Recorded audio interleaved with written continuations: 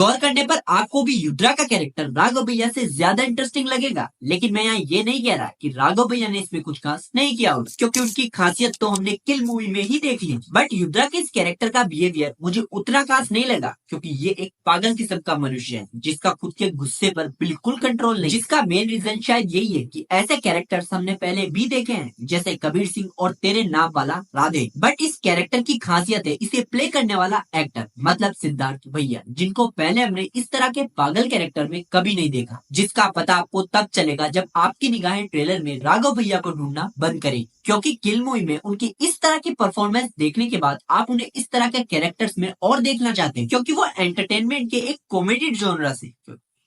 Comedy जोनरा से बॉलीवुड में आए और उन्होंने वो किरदार बड़ी खूबसूरती से निभाया, बिल्कुल वैसे ही जैसे कबीर सिंह में शाहिद भैया और एनिमल में रणबीर भैया के केस में हुआ, क्योंकि इनको हमने ऐसे कैरेक्टर्स में पहले कभी नहीं देखा। और इसी वजह से किल मूवी में राघव भैया को इस तरह के कैरेक्टर में देखकर हम सभी शौक हो गए कि भाई ये क्या था। जहाँ राघव भैया की तारीफ तो बनती है, लेकिन पर्सनली मुझे एक एक्टर को बार बार एक ही तरह के कैरेक्टर में देखना पसंद नहीं है, क्योंकि जब हम ट्रेलर के वो आखिरी के कुछ सीन्स देखते हैं जिनमें राघव भैया के इस नेगेटिव कैरेक्टर को दिखाया गया है, तो वो बिल्कुल उसी तरह का कैरेक्टर है जैसा किल मूवी में था, जो कैरेक्टर की डिमांड भी है, क्योंकि मेकर्स को ये पता है कि ऑडियंस इन्हें इसी तरह के कैरेक्टर में पसंद करेगी। जहाँ कोई ये तो नहीं कह सकता कि इस मूवी को भी किल मूवी के अच्छे रेस्पॉन्स की वजह से ही बनाया गया है, क्योंकि राघव भैया ने अपने इंस्टाग्राम अकाउंट पर इस मूवी को लेकर एक पोस्ट आज से लगभग 2-3 साल पहले से ही की हुई है। लेकिन मैं अब इन्हें युद्रा के बाद किसी और अलग तरह की पर्सनैलिटी वाले कैरेक्टर में देखना चाहूंगा, क्योंकि मुझे ये पता है कि ये तो आप आराम से कर ही लोगे। लेकिन अगर आप एक बार सिद्धार्थ भैया के कैरेक्टर पर ध्यान देंगे तो आप देखेंगे कि he is also doing great job, क्योंकि हम राघव भैया के प्यार में अंधे हो चुके हैं। जहाँ अगर हम मूवी को लेकर बात करें तो युद्रा मूवी में सिद्धार्थ भैया के कैरेक्टर का नेम होगा जिसके गुस्से से सब परेशान है, क्योंकि शायद इसे गुस्सा बहुत जल्दी आता है और वो इसी पर भारी पड़ता है। ट्रेलर की शुरुआत में जब आपकी निगाहें राघव भैया का इंतजार कर रही होगी, तब आपके सामने से एक सीन निकलता है जिसमें युद्रा एक गर्म प्रेस में से कोयलों को निकालकर अपने हाथ सेकता है। लड़ने से पहले जो मैं इस कैरेक्टर की मेंटल स्टेट के बारे में बताता है कि भैया राघव भैया का कैरेक्टर तो मेंटल होगा ही,